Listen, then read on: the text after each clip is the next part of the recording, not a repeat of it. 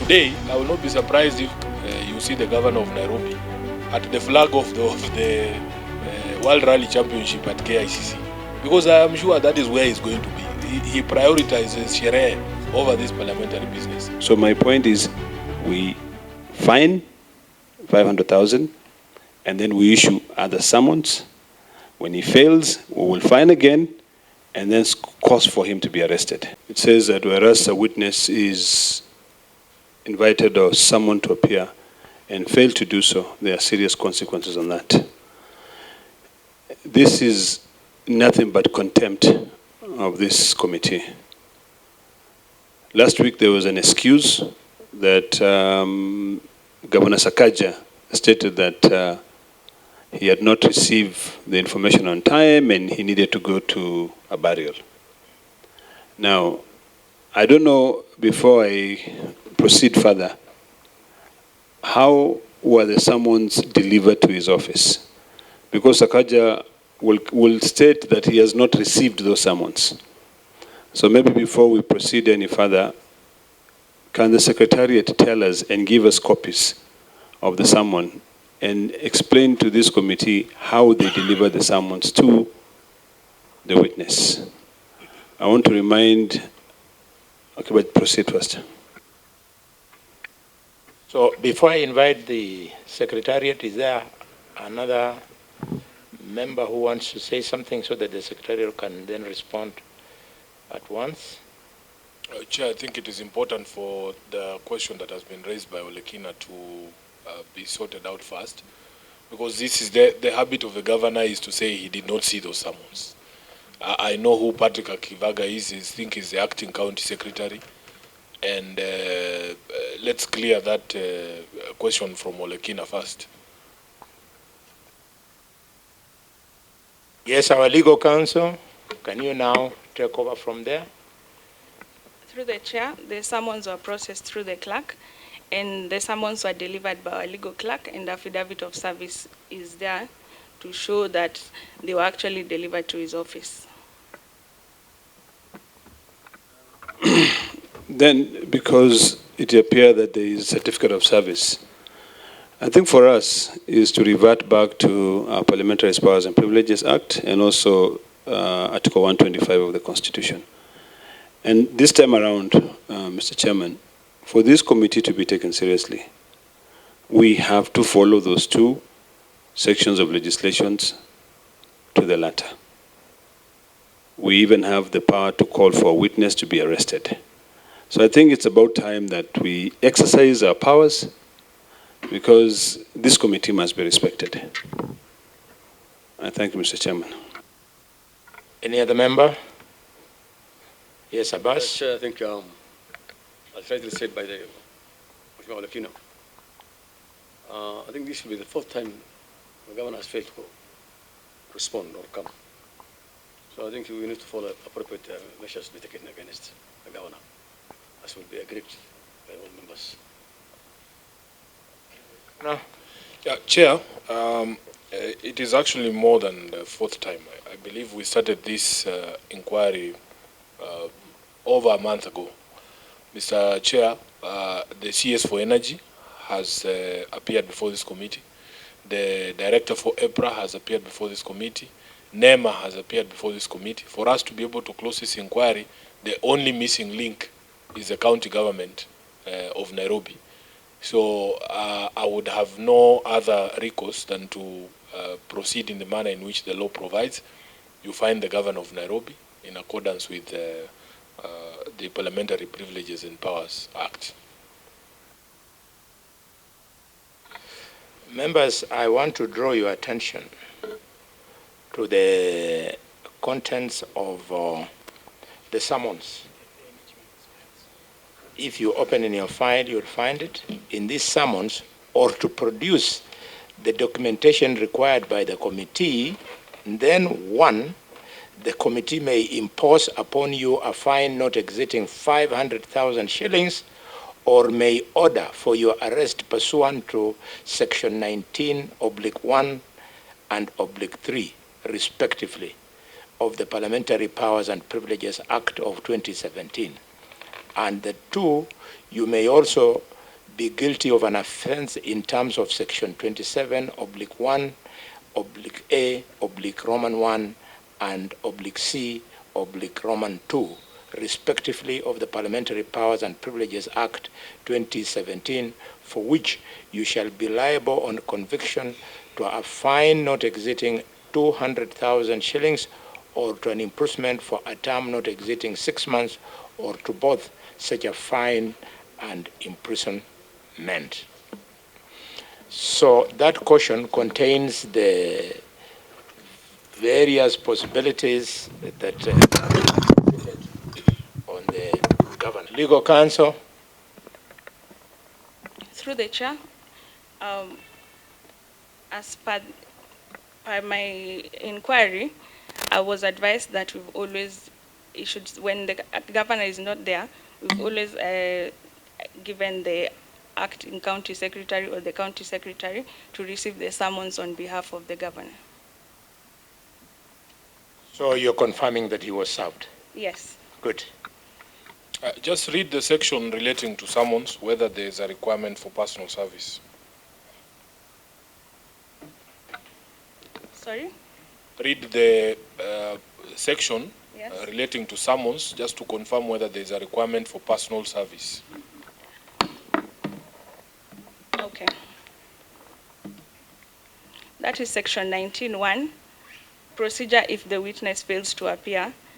Where a witness summoned does not appear or appears but fails to satisfy the relevant House of Parliament or committee, the relevant House or committee may impose upon the witness such fine not exceeding 500,000 shillings, having regard to witness condition in life and all the circumstances of the case. So there is no provision on service? Yeah. Okay. So, Chair, where there is no legal requirement, is there a... There Okay. is section 18(4). The summons shall be served by a member of staff or police officer who is duly authorized by the clerk by delivering a copy of the summons to the person mentioned in the summons or at the person's usual or last known place of residence, employment, or business, or left to the person who is over the age of 18 years and who resides or is employed at that place. Then that is clear, Chair. Yeah. Then in that case, Perfect. So members, the governor was properly served. So next step is, what do we do?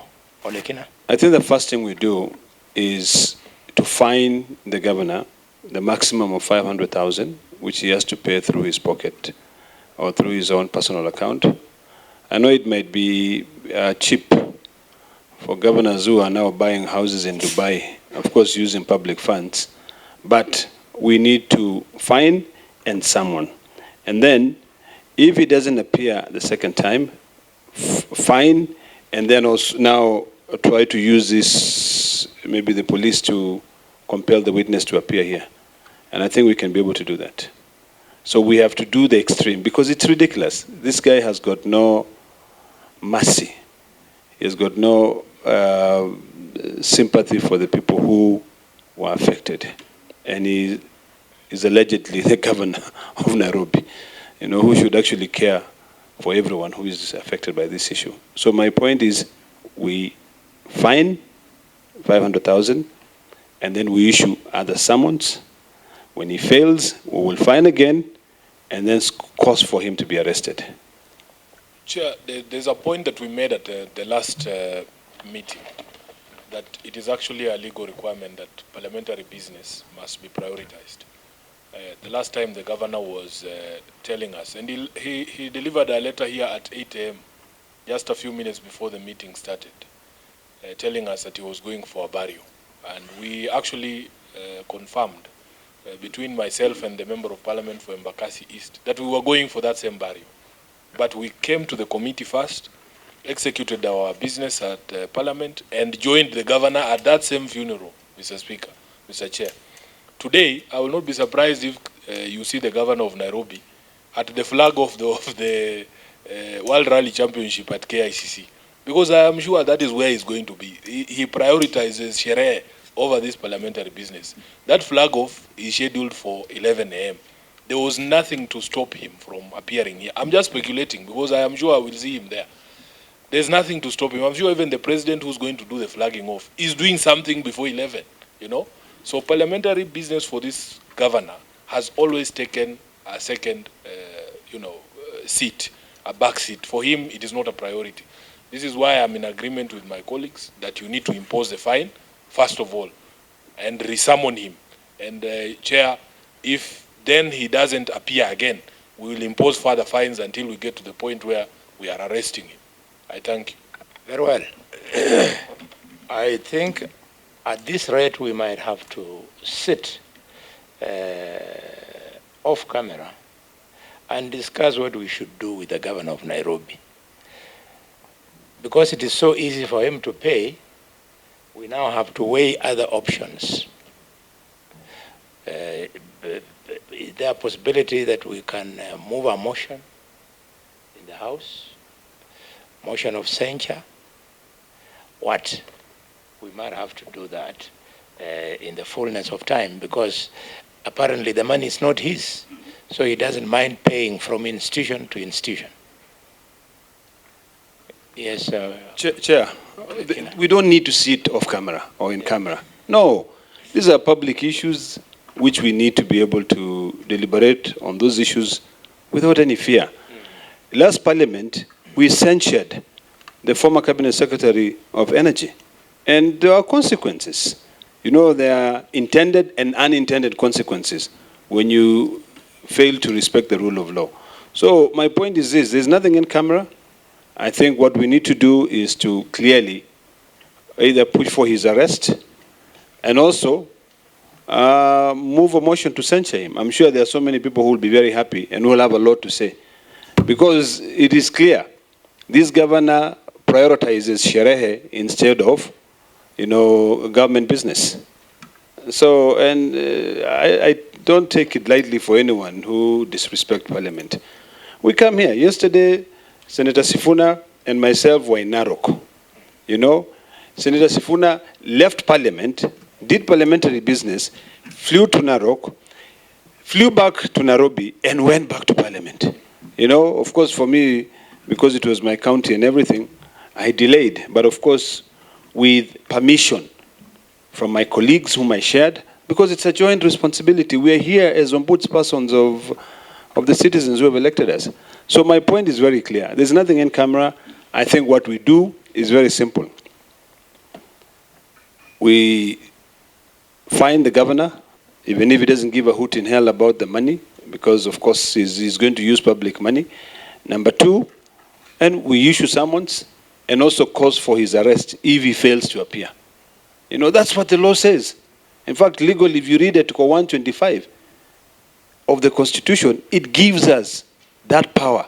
Even if that governor had traveled to Italy, we have the power to compel him to appear before this committee from that country. So really, I don't see why we are dilly-dallying here. We find someone, and I love your proposal of moving a censure motion. We've done that. Rabas. Honorable Chair, I think it's very unfortunate because Governor Sakaja is actually a member of the Senate, a two-term, and he understands the rules and regulations and the laws. And therefore, I will agree that he is fined and then respond. Failure to respond, then I think it's just will be taking place. I support. Senator Lomenen, if you can put yourself on the record, and then in case you have an addition to what we are discussing. Thank you, Chair. I'm James Lomenen, Senator, Turkana County, member of this committee. I support censure. Well, so the committee is decided that we are summoning this governor. When is the earliest? So the nearest date available is on 11th. We meet him on 11th in this chamber at 9 a.m. in the morning. And today he's going to pay a fine of 500,000.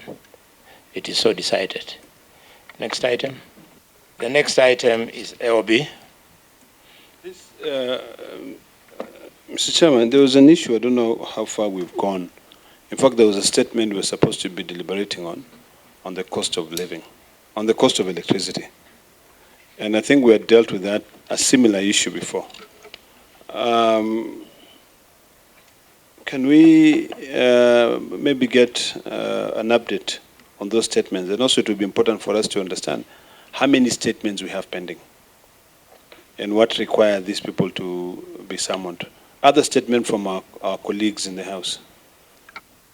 Responses and giving it to our colleagues, because our colleagues feel like we are not doing the job. When you just get a response and you give it to the colleague, they don't have an opportunity to interrogate the responses. So we should have a tradition of making sure that we invite the person who the statement is sought from to appear. And then the senator who has also issued the statement should also come here so that they can clarify those issues. And then we deal with that issue. Then on top of that, it will be important for the Secretariat to give the chairperson an update, because at House Business, we now want to see all chairpersons, delivering an update of the work that they're doing for their committees. This is noted. We will write to the CS and invite him for a meeting with all the statements that are pending for him to come and respond to all of them. And we shall then invite the senators who requested the statements to come if they're for any clarifications. Very well. In fact, what Senator Lekina said is the practice we are using at the Committee of Finance and Budget. We normally ask the CS, National Treasury, with the member who raised the question, who raised the statement, so that upon his giving an answer, there are supplementary issues which can only be articulated best by the person who raised the statement. So maybe we should make it our standard procedure here as well. That is noted, Chair. You're welcome. There being no other business, I now adjourn the meeting until the date you'll be informed, possibly on 11th. Thank you. Sorry. Yeah, asanteni sana. Thank